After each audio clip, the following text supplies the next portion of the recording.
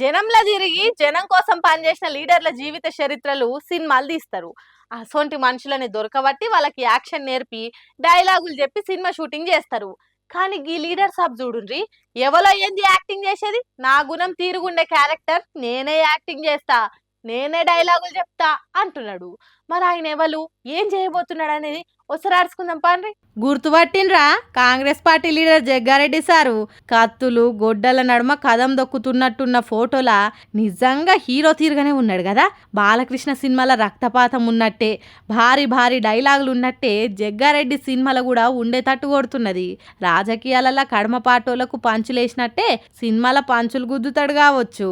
ఆగో, దోతి కట్టుకొని కుర్చీలో కూర్చున్న ఫోజు పెట్టిండు అంటే నీతి ముచ్చట్లు కూడా బాగానే చెప్పేటట్టు కొడుతున్నది. పొద్దున లేస్తే రాజకీయం చేసే జగ్గారెడ్డి ముఖానికి రంగులేసుకొని యాక్టింగ్ చేయబోతున్నాడట.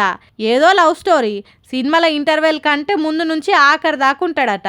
బయట ఎట్లా పబ్లిక్ సేవ చేస్తాడో, జనంతోని ఎట్లా మెదులుతాడో అట్లనే ఉంటుందట సినిమాల జగ్గారెడ్డి క్యారెక్టరు. ఈ ఉగాదికి మంచి ముహూర్తం పెట్టుకొని కథ మీద ఫుల్ క్లారిటీ తెచ్చుకొని షూటింగ్ మొదలు పెడతారట. వచ్చే ఉగాది నాటికి సినిమా టాకీస్లల్లా మోత మోగిస్తారట.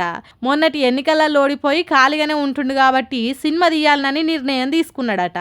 అందుకే పిసిసి అధ్యక్షులు సీఎం రేవంత్ రెడ్డిలు సినిమాలో యాక్టింగ్ చేస్తున్నా అంటే మంచిగా చెయ్యి అని భుజం తట్టిండ్రట. అందుకే లవ్ స్టోరీ సినిమా తీస్తున్నాడట. ఎమ్మెల్యేగా గెలిస్తే ఆ సినిమా వేరే ఉండేది, ఏకంగా సీఎం పదవికే పోటీ పడేటోడు కావచ్చు, అందరూ ఒకెత్తు నేను ఒకెత్తు అన్నట్టు మాట్లాడేటోడు కావచ్చు. కానీ ఎమ్మెల్యే కాకపాయే, ఎమ్మెల్సీ అయి మంత్రి కూడా కాకపాయే, ఆఖరికి ఆశించిన పిసిసి అధ్యక్ష పదవి కూడా రాకపాయే. అందుకే సినిమా షూటింగ్లకు ఒప్పుకున్నాడట. లోకం మొత్తం మీద సినిమాలలో నటించిన వాళ్ళు రాజకీయాలకు వచ్చి సీఎంలు మంత్రులు డిప్యూటీ సీఎంలు అయితే జగ్గారెడ్డి సారు రూట్ సపరేట్ కాబట్టి రాజకీయాల నుంచి సినిమాలకు పోతున్నాడు.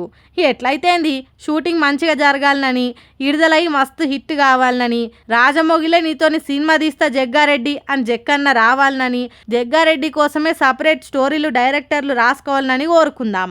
ఏమంటారు?